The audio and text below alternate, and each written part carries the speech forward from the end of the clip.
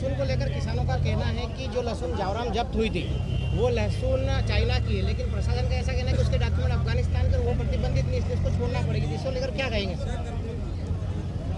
पहली बात तो ये है कि लहसुन की खेती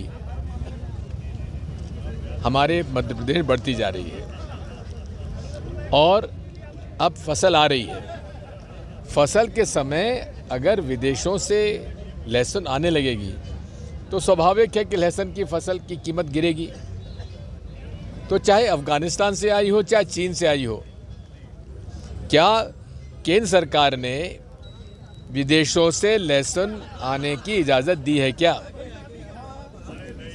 तो ये मुद्दे की बात है, इसकी जांच होना चाहिए थी। सर बाबा साहब को लेकर अमित शाह जी का जो बयान है उसको लेकर घोर निंदनीय है, उनको माफ़ी मांगना चाहिए। और प्रधानमंत्री जी, अगर आप बाबा साहब अम्बेडकर के हिमायती हैं, प्रशंसक हैं और उनके आदर्शों पर चलना चाहते हैं तो अमित शाह जी को तत्काल बर्खास्त करिए। रालोट ब्लॉक में सर 2 सरकारी वेयर हाउस मैनेजर ने 2 साल में आत्महत्या के लिए हाल ही में हुई है, जिसमें बीजेपी नेता को एफआईआर भी दर्ज हुई है। उस मामले में ना तो पुलिस अभी तक कुछ बता पाई और ना यूपी वेयर हाउस कॉर्पोरेशन अभी तक बता पाया कि किस कारणों से आत्महत्या। देखिए, जो थोड़ी बहुत जानकारी मुझे मिली है, यहाँ बहुत बड़ा एक भ्रष्टाचार का एक माध्यम बन गया है वेयर हाउसिंग में। वेयर हाउसेस के ताले लगे रहते हैं लेकिन पत्ती कट जाती है, और जब पत्ती कट जाती है तो वेयर हाउस ताला भले ही लगा रहे लेकिन शटर ऊपर हो जाता है।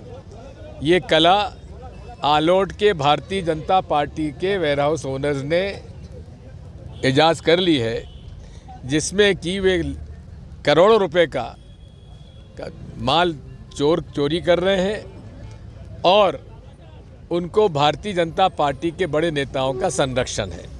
अभी तक जो गिरफ्तारी नहीं हुई, पुलिस कहती फरार है। अरे ताल में तो उनका बर्थडे का आज वीडियो निकला है कि बच्चों के साथ ताल में अपनी घर पे वो बर्थडे पार्टी मना रहे हैं। सर, लगातार विपक्ष में रह रही कांग्रेस क्या अब सत्ता में आने के लिए नए प्रयोग करने जाएगी? देखिए, लड़ाई हमारी कोई सत्ता की नहीं है, हमारी लड़ाई जनता की लड़ाई है। क्या यहाँ पे किसान सुखी है? क्या?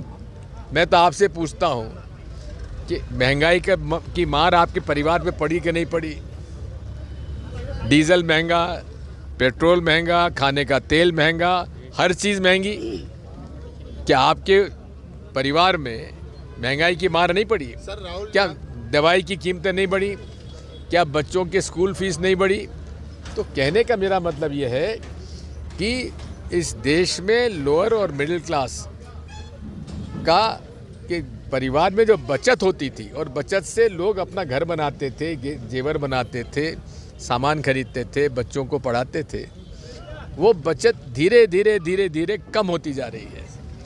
इससे इस देश की अर्थव्यवस्था बिगड़ेगी और काफ़ी दिक्कतें सामने आने वाली हैं। इसलिए जो आप कह रहे हैं ना, जनता तो हराना चाहती थी, लेकिन अब मशीन का खेल है। केस दर्ज हुआ सर, क्या कहेंगे?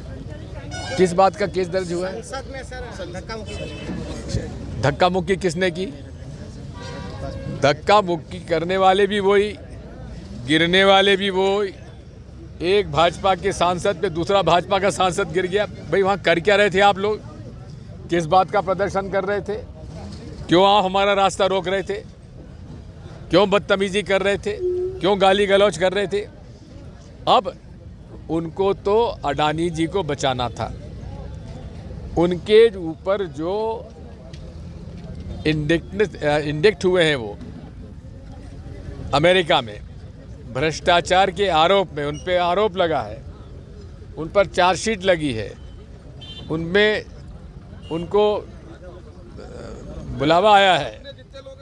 उन लोगों को आज उससे बचने के लिए चर्चा ना हो लोकसभा में, राज्यसभा में, इसके लिए सारी बातें उन्होंने की हैं। हमने विपक्ष को तो प्रदर्शन करते देखा है, लेकिन पहली बार हमारे प्रधानमंत्री जी और प्रधानमंत्री जी का मंत्रिमंडल अडानी जी को बचाने के लिए आज आंदोलन कर रहा है। क्या बांग्लादेश के मुद्दे पर सरकार सही बात नहीं कर रही है? बिल्कुल नहीं कर रही है।